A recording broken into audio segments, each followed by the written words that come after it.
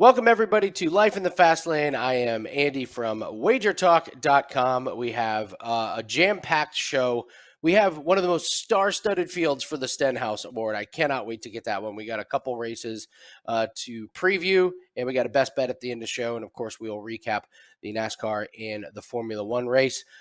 Make sure you guys leave your comments and picks below. You guys know I love seeing where everybody's looking at and what bets you like and what drivers you like this week. So we've got some really cool things that are happening this weekend. So I expect a really good weekend of racing. Hopefully, let's make it a proper one.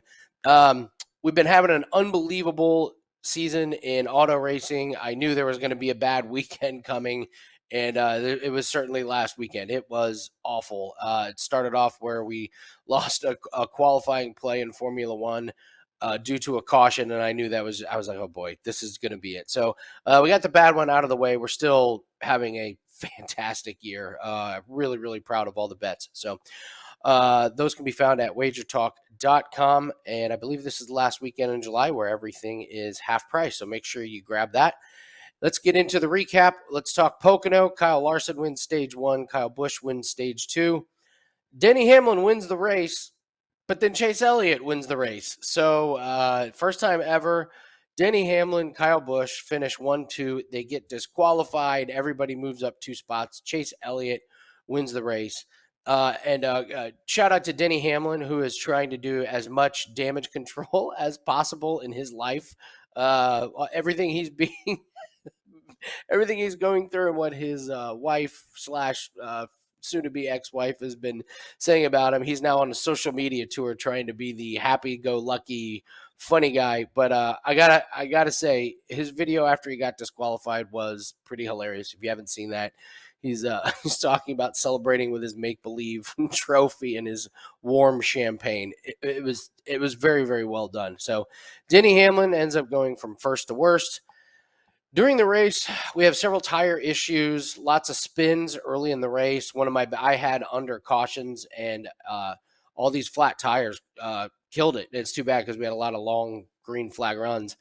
Byron and Chastain, they had to start from the rear, and they flew through the field. I did not expect them to get through the field that fast. So the Gibbs cars were great. Here we go again with Gibbs cars just being fantastic on these really, really big tracks. Penske cars were awful. And overall takeaway on these big tracks, if we're getting good matchups with the Gibbs cars versus Penske, we're taking the Gibbs cars. Even though you got to worry about Kyle Busch and Denny Hamlin cheating, but still, the Penske cars were trash. The Gibbs cars were lights out. So Ross Chastain had a great car. Obviously, we know what happened then. Denny Hamlin runs Chastain into the wall. He's probably got another one coming his way. He said it himself in the interview. Daniel Suarez, this is another takeaway. Very underrated year. He finished 3rd this week. That's 4 top 10 finishes in a row for him. And then look out. Bubba Wallace finished 8th. That team seems to be coming together. They've addressed their pit stop issues and woes, and it looks like that car is coming together. Bubba Wallace's driving is better, and now that the pit stops are good, you're seeing top 10. So we might see some value on Bubba Wallace on some of these bigger tracks. I don't trust him on road courses, and that's where we're at this week. But yeah, take a look at Bubba Wallace. He might have some value right now as long as that team can keep it going. I'm going to recap Formula One right now. Let's do the French Grand Prix. Leclerc gets the great start. He takes the lead. He stays ahead of Verstappen. Listen, Max tried to run him down but could not pass him. Magnussen has a huge start from dead last. Carlos Sainz kind of takes it a little easy. Hamilton takes 3rd. Max pits, and then Leclerc wrecks. I love it. Leclerc says the pedal stuck. And then later on, he said, "I just made a mistake." So I don't know if the team made him accept responsibility or what happened there, but that was a pretty good about face from Leclerc. He wrecked in the lead, and that race was his. That is a massive, massive mess up. He was going to win that race. Verstappen gets the race handed to him. Bad luck for the Haas cars. They pit under green, and I liked the strategy. So they pit under green, which means they're way back, but they're in open air, and they're ripping fast laps, and then the Leclerc crash happens and it completely ruined their race. So they have terrible finishes, but I still think they might be pretty decent moving forward. They just got unlucky on that.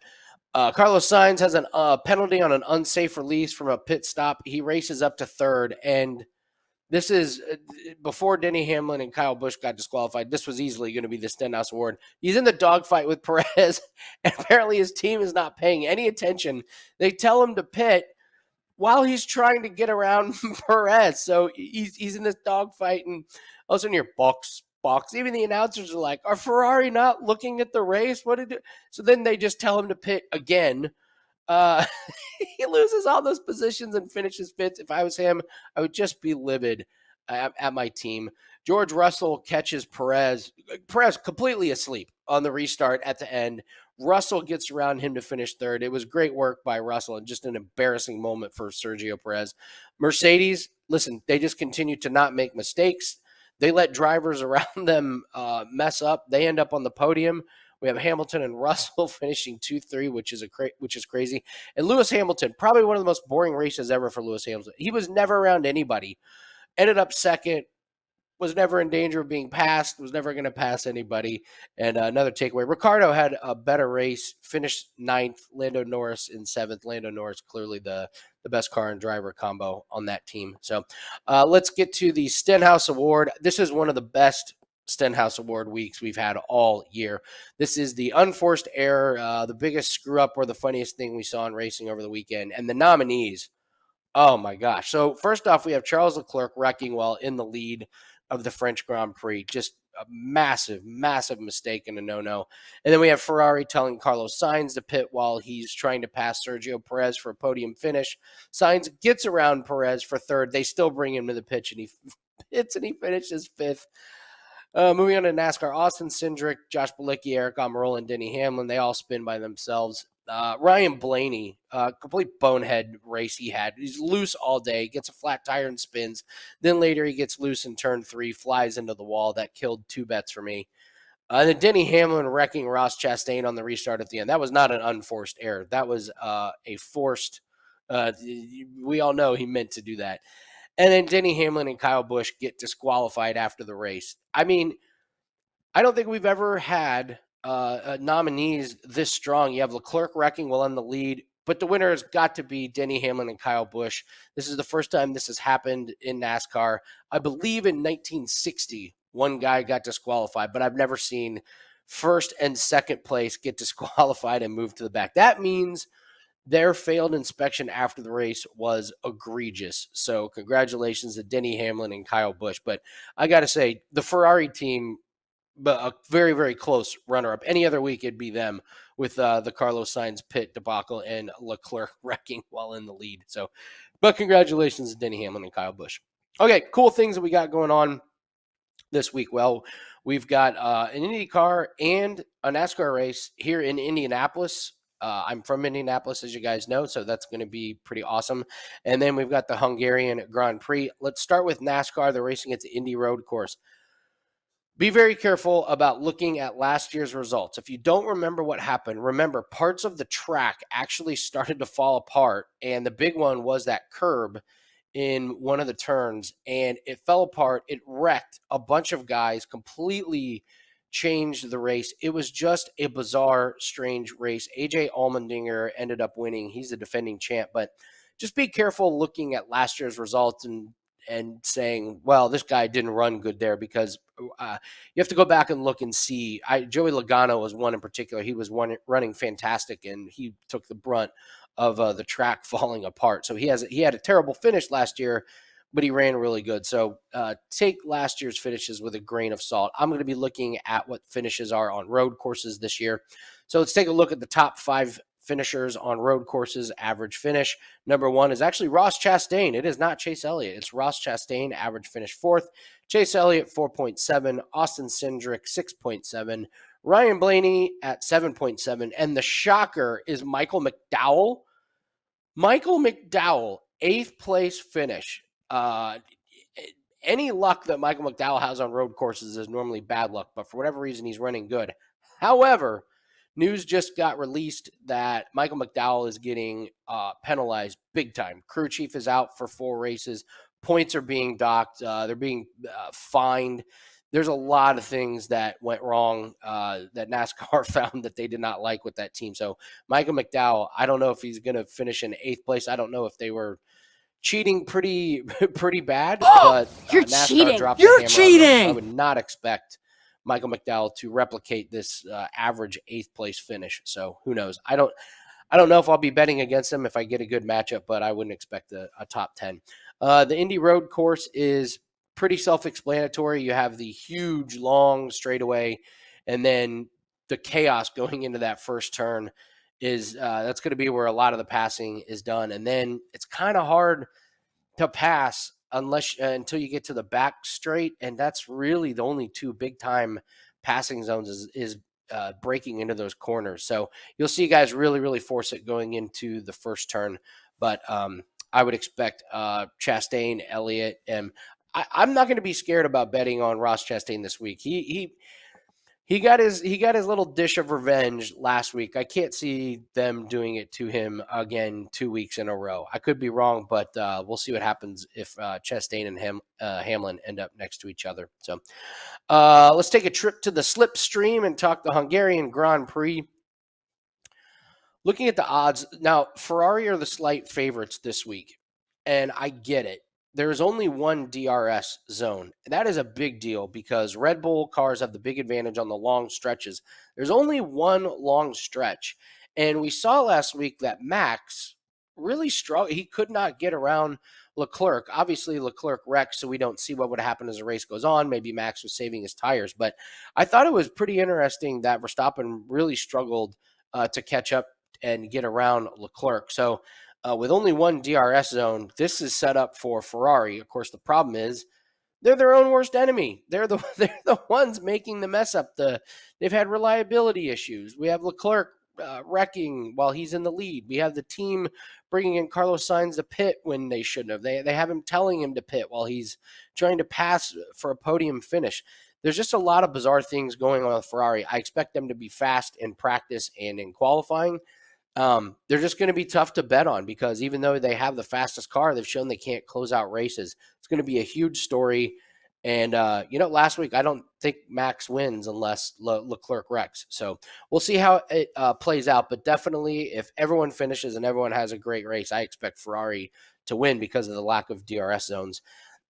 Mercedes, listen, they're just not making mistakes. Russell and Hamilton are driving fantastic. The team is having great strategy. They're making great pit stops, and they're just letting guys around them fall off. And all of a sudden, there they are on the podium. I'm not really sure how they're doing it because I don't think they're faster than Ferrari and Red Bull, but all of a sudden, there they are. We mentioned Haas a little bit earlier. They came crashing back down to earth, but I really do think they were going to be fine. I liked their pit strategy. They just got unlucky with a caution. So we might have some value on them. Schumacher finished 15th, Magnussen DNF.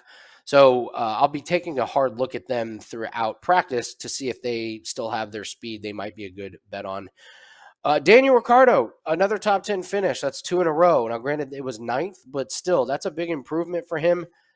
I know that Leclerc was out, so, Leclerc finishes, go ahead and, push him back to 10th, but Ricciardo is only minus 125 to finish in the top 10.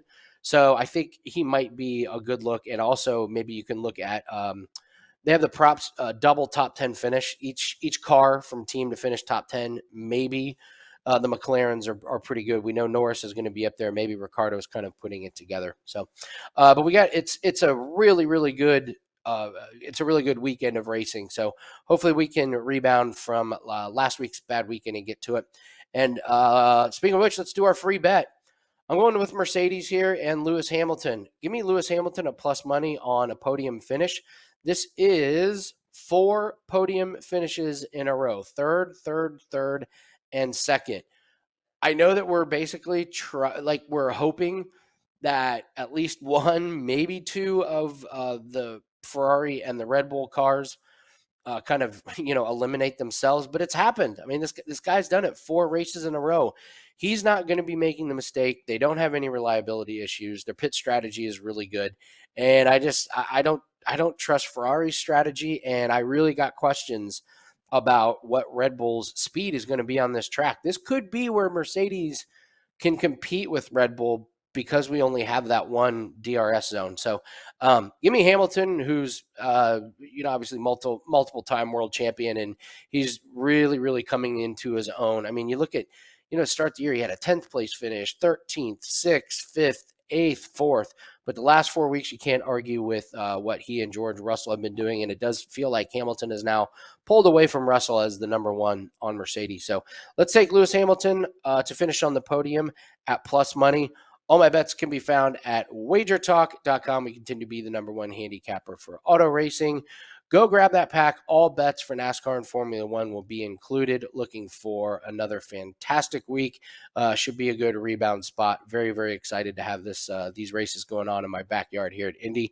So grab those are on WagerTalk.com. Good luck. Let's have a profitable weekend, and I will see everyone next week on another episode of Life in the Fast Lane.